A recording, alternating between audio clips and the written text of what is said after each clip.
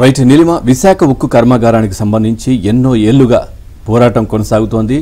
కేంద్ర ప్రభుత్వం గతంలో ఇది ప్రైవేటు పరం చేసే ఆలోచన చేసినప్పటి నుంచి కూడా ఇటు కార్మికులు కావచ్చు ఉద్యోగులు ఉద్యమిస్తున్నటువంటి పరిస్థితి కనిపించింది. ఇక కూటమి ప్రభుత్వం వచ్చిన తర్వాత కేంద్ర మంత్రులతో కూడా చాలా మంది ప్రకటనలు చేశారు. దీన్ని ప్రైవేటీ పరం చేయట్లేదు అంటూ కూడా చాలా మంది చెప్పినటువంటి పరిస్థితి. ప్రస్తుతం ఈ సెయిల్లో విలీనం చేసే ఆలోచన చేస్తున్నట్టుగా తెలుస్తోంది కేంద్ర ప్రభుత్వం. దానికి సంబంధించినటువంటి ఎంక్వైరీ కూడా జరుగుతున్నట్టు పరిస్థితి అది. అట్లాగే ఇటు ఉద్యోగులు కావచ్చు కార్మికులు ఎన్నో ఏళ్లుగా అంటే ఈ సెయిల్లో కలిపితే వాళ్ళకు ఇద్దరికి కూడా లాభం ఉంటుందనే విధంగా కూడా ఆలోచన చేస్తున్నారు. కానీ కేంద్ర ప్రభుత్వం కూడా ఆ విధంగా అడుగులేస్తున్నట్టుగా తెలుస్తా ఉంది.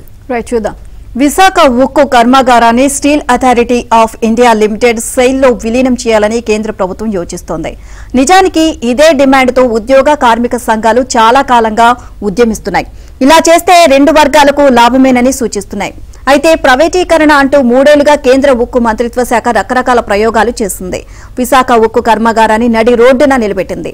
అప్పటి నుంచి కార్మిక సంఘాలు పట్టు వదలకుండా పోరాడుతున్నాయి. నిరవధిక నిరాహార దీక్షలతో స్టీల్ ప్లాంట్ను నిలబెట్టుకునే ప్రయత్నం చేస్తున్నాయి. వీటన్నిటి ఫలితంగా విశాఖ ఉక్కు సమస్య పరిష్కారానికి కేంద్ర ప్రభుత్వం ఎట్టకేలకు ముందుకొచ్చింది.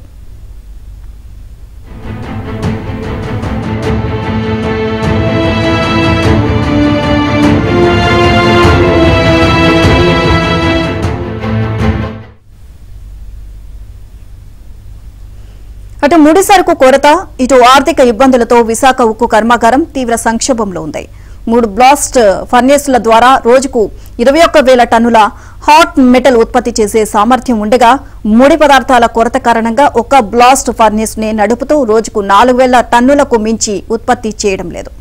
ఇక ఆర్థిక ఇబ్బందుల కారణంగా యాజమాన్యం ముడి పదార్థాలను సమీకరించుకోలేకపోతోంది. విదేశాల నుంచి బొగ్గును నౌకల ద్వారా తెప్పించుకుంటూ వాటికి రవాణా ఛార్జీలు చెల్లించలేక ఆపసోపాలు పడుతోంది. ఓవరాల్ గా ఈ అంశానికి సంబంధించి మరింత సమాచారం మా కరెస్పాండెంట్ నాయుడు అందిస్తారు. నాయుడు, పూర్తి డీటెయిల్స్ ఏంటి? విశాఖ స్టీల్ ప్లాంట్ కు ఎట్టకేలకు విలీనం చేసేందుకు కేంద్ర ప్రభుత్వం ముందుకు వచ్చినట్టు తెలుస్తుంది. సో సెయిల్ లో విలీనం చేయమని చెప్పి అక్కడ ఉన్నటువంటి కార్మికులు గత సంవత్సరాల తరబడి పోరాటం అనేది కొనసాగిస్తూనే ఉన్నారు. ఖచ్చితంగా దీన్ని కాపాడాలంటే సెయిల్ లో విలీనం చేయలేదు. కానీ సెయిల్ కి ప్రత్యేకంగా గనులు ఉండడంతో పాటుగా బొగ్గు ఏదైతే ఉందో తక్కువ ధరకు వస్తుంది. విలీనం చేస్తే ఇప్పుడు దక్షిణాదిలో సెయిల్ పూర్తి స్థాయిలో అది విస్తరించడానికి ఎక్కువ అవకాశాలు ఉంటుంది. మరోవైపు ఇక్కడి నుంచి రవాణా చేయడానికి కానీ మిగతా అన్ని విధాలుగా కూడా ఇది లాభదాయకం అనే ఆలోచనకు ఆల్రెడీ కేంద్ర ప్రభుత్వం వచ్చినట్టు మనకి ప్రాథమికంగా తెలుస్తుంది. ఈ నేపథ్యంలో ఎందుకంటే ఇక్కడ దీని సామర్థ్యం కూడా గతంలో దీని సామర్థ్యాన్ని పెంచడం వల్లనే అప్పులు బారిన పడినటువంటి పరిస్థితుంది.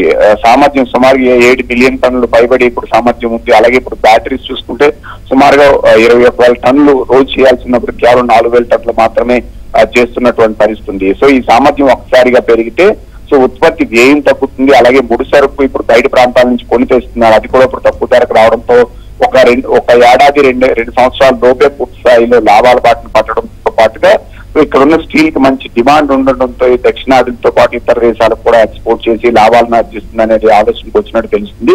సో దీనిపైన కేంద్ర ప్రభుత్వం ఆలోచిస్తున్నట్టుంది. ఇటువైపు ఇదే నిర్ణయం అయితే మాత్రం మేము అన్ని విధాలా స్వాగతిస్తామని చెప్పి కార్మిక సంఘాలు ఉద్యోగ సంఘాలు పూర్తి స్థాయిలో చెప్తున్నటువంటి పరిస్థితి అయితే మనకు ఉందనేది స్పష్టంగా చెప్పొచ్చు. ఖచ్చితంగా ఈ నిర్ణయాన్ని తీసుకొచ్చేస్తే కూటమి ప్రభుత్వం గతం నుంచి కూడా చేస్తున్న ప్రయత్నాలు ఫలించాయనేది మాత్రం స్పష్టంగా మనం చెప్పడానికి ఆస్కారం ఉంది. ప్రైవేట్ పరం చెయ్యం దాని ప్రత్యామ్నాయ మార్గాలు చూస్తామని చెప్పి కేంద్ర మంత్రితో సహా ఇక్కడ కూటమి నేతలు పదే చెప్తున్నారు. ఇప్పుడు ఆ దిశగా కేంద్రం అడుగులు వేస్తున్నట్టు మనకి కనిపిస్తుంది.